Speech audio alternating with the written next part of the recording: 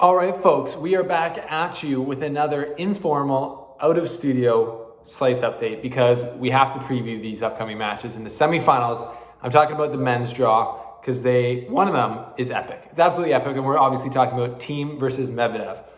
It's the matchup that we've all been waiting for on the bottom half, and I think it will absolutely deliver based on what I've seen from them in the last two matches they've played. Now, before we get to that, I'm on the road. I'm actually visiting my parents' house, but some of you might recognize this little basement suite. These cupboards never used to be here, but this is where some of the original Slice videos were made. So if you've been following since then, maybe the video that I made that said why Roger Federer's comeback in 2017 is mind-blowing. If you've been following since that, I love you. Thank you so much for the support. Comment down below if you've been following since then. Just absolutely epic. It's kind of like the home ground. So back then I didn't have much for background, still don't. But these matches are too good to not preview. So Thiem versus Medvedev. This is the match that I basically only need to talk about because I think whoever wins this match should win the tournament. These are the two best players of the tournament so far, by far. You know, obviously you could put Djokovic there, but he absolutely TKO'd a line judge and got DQ'd, which I still can't believe. I'm still mind-blown. So Thiem and Medvedev came into this tournament as kind of like guys that we were like, these are the two guys who could take over the throne from the big three. We saw Medvedev almost do it here last year versus Rafa. Started the week as like the villain. He gave flipped the bird to the crowd. He's like, you guys boo me more. The more you boo, the more I play good. And then by the end, he had this like epic battle with Rafa where I feel like everyone loved him and respected his game style. And then he just went on to, like, before the US Open and after that, he had one of the best runs we've seen in the last little while. And then Dominic Thiem has been knocking on the door for the last few years, obviously, with the big three being in the French Open final twice, losing to Rafa, and the Australian Open final this year, losing to Djokovic. So obviously, without the big three, Dominic Thiem would be a Grand Slam winner already. So it's like an aligning of the stars for these guys because Djokovic went out by himself, which is really the only way he was probably going to go out in this tournament. And these guys have to be just sensing some serious opportunity here. Thiem was asked about it after his last match, and he said, the guy said, with Djokovic being out of it, does it change anything for you? And he said, yeah, kind of.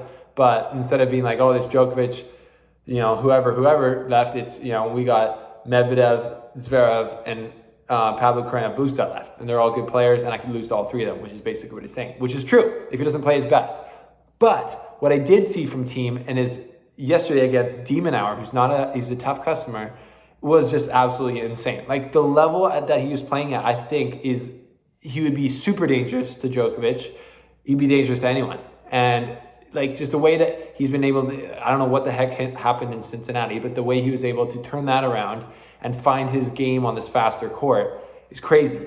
So he's been playing far back. He's been like doing what he does, grinding people, but then he moves up during the point and gets more aggressive. And he's been able to take his backhand on the rise, bunting it up the line, and ripping shots like he does, playing super well. The only times he doesn't really look that good is when he seems to lose a bit of focus, there's a bit of those times in the match against Demon Hour yesterday where they kind of both broke back and forth. But other than that, just a clinical performance.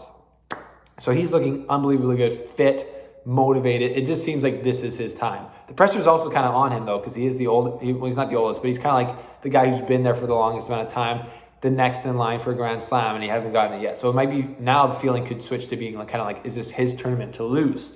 Which is not a good feeling to play with, I don't think, unless you're the big three who they kind of play with at every tournament and they always perform. But that's some next level stuff because the big three are on the next level. And then we got Medvedev, who again is also looking absolutely amazing. He's been playing great. He's been just absolutely just dismantling players. Like I forget who he beat the other night. I literally forget who he was playing, but it was the type of beatdown that you would expect from a big three guy. In the first couple rounds, he just took players apart. He was just so clinical. Oh yeah, and then he beat Andrei Rublev yesterday, who played a great tennis match. But Medvedev just came up with the goods. He played the type of defense that it disturbs you because just watching it as a tennis fan, you're like, what could the opponent have done better in that point? Like where could he go now to hurt Medvedev if this is the type of defense that he's going to play? It's got to be such a depressing feeling for somebody like Rublev, who just has all the firepower, and he's playing great, plays a great match. He's ripping these shots that are crazy, that honestly, if he was playing like a Federer, they probably wouldn't come back as strong. But then lanky old Medvedev just gets over there and ropes one across the court and just goes from defense to offense so fast. He's the best counterpuncher in the game, in my opinion. He's taking what Djokovic does, and just, he's maybe not as good offensively, but he's just, I don't know, it's crazy. So he's looking very good. The only reason I'm going to give Thiem the edge in this matchup is because at the end of the match against Rublev, Medvedev looked maybe like he had a bit of a shoulder issue. He's getting it worked on. So if that comes up, you got to give Thiem the edge, because Thiem, he's a monster. He's an animal. He's going to take out anyone in his path. And if you're lacking a little bit, he's like an aggressive lion. He's going to take down the weakest person in the pack, destroy them, and keep moving on. A little bit aggressive, Steven. Did you need to make the analogy to the wildlife kingdom? No, but we did, and we're going to move on. So anyways, I'm picking Thiem. I think I'm going to go with Thiem. I don't know. I'm just so excited for this match. It's going to be an absolute war. They've never played in a Grand Slam before. It's 2-1 in a head-to-head for Thiem, but they've never played a Grand Slam, so it's a whole other animal. So I don't know what to expect. Well, I do know what to expect. It's going to be a physical battle. We're going to see some ball striking, and we might see some. If it comes down to like tiebreakers and stuff, it's just going to be. I think it's going to elevate it to when you watch matches where it's like Federer, Djokovic, Wimbledon final, whatever. Federer, Nadal, Australian Open final. All these matches where you're seeing two all-time greats, and the level just elevates into something that you're like, this is like magic. We're watching magic happen right now in front of us. This could get there. Not saying that these guys are all-time greats, but I think the level that they're playing at right now is pretty special, and I think tomorrow will be epic. Zverev versus Pablo Carreno Busta. Not really the matchup that's going to fill the stadium if it wasn't Corona times, but it'll still be a good match, I think, nonetheless, for the true tennis fan, because this could be a bit of a yawner. When Zverev played Coric, to be honest, that match was pretty boring. I saw some tweets being like, is this what we're going to be left with when Federer, Nadal, and Djokovic retire? And then the yawn emoji. I think they're both kind of nervous, and just their styles don't really complement each other well. They're both kind of baseline pushers in a sense. But I think, and Pablo Carreno Busta is kind of like that, but he's a good counterpuncher. So anyways, I think if Zverev can play his best and be aggressive, he's going to have the advantage. I think he's the better tennis player. But that's if. Because Pablo Carreno Busta, we saw him make Shapo very frustrated. Shapo, my guy, was playing pretty well. And Pablo Carreno Busta, and he had the lead in a couple of the big moments I think it was the second and third set tiebreakers.